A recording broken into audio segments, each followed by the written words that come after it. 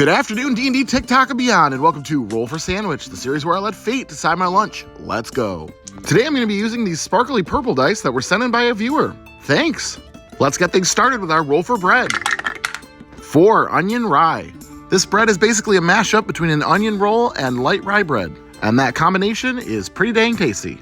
Next up, let's roll for main. 10 salami. Ah, salami, the old childhood favorite. I still enjoy it just as much, if not more, today. Not a bad roll. Next up, let's roll for cheese.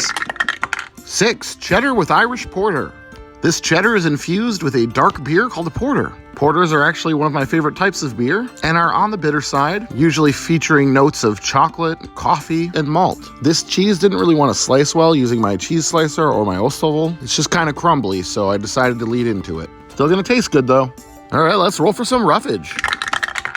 9 green onion and 10 avocado. All right, I've harvested some green onion from my windowsill where I've been growing them. I think onion's gonna be a really nice flavor with the porter, but it is nice that it's green onion, so it's not gonna be super oniony, so it should be good without taking over. And we've got avocado for the second day in a row. Not that I mind, I think fresh avocado is always a nice choice on a sandwich. Adding a little bit of extra fat and savoriness, the avocado should be a nice addition, and perhaps will mellow out some of those stronger flavors in the cheese. Next up, let's hit it with a little wild magic. 13, we've already rolled it, so let's pull out the other sheet.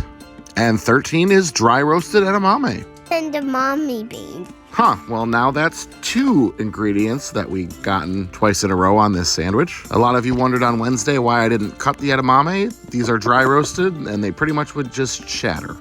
All right, and last but not least, it's the D20 sauce roll. Here we go. 19, roll again with advantage. All right, that means we roll 2 and we take the better result. We've got 9 jalapeno glaze and 16 Tubby's Italian. Gotta go with the Tubby's.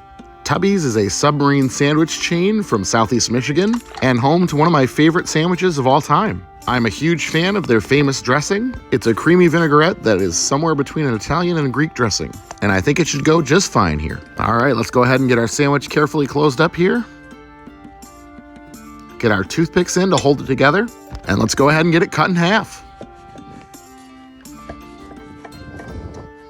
And let's take a look at that cross section. Not bad. If it weren't for advantage on sauce there, we almost had 3 repeat ingredients on this sandwich. It's crazy how that can happen sometimes. All right, let's give this one a taste. Interesting. Yeah, that's pretty good. Well, first off, the salami and the dressing pair fantastically. The avocado doesn't add much flavor, just adds a richness. And that cheese really adds some interesting notes. And I'm actually kind of digging the edamame on this one, adding some little pockets of crunch. It's not the easiest sandwich to keep together, but it's pretty darn tasty. The bread strikes a nice balance between being hearty enough to support everything and being a little bit soft. All right, last bite down the hatch. Given the way this week started out, I am happy to report that this one is going to get a 9.2 from me today, and I'm gonna call it the Tubby Toucan. Thanks for hanging out with me this week, everybody. Hope you have a great weekend, and I'll see you on Monday.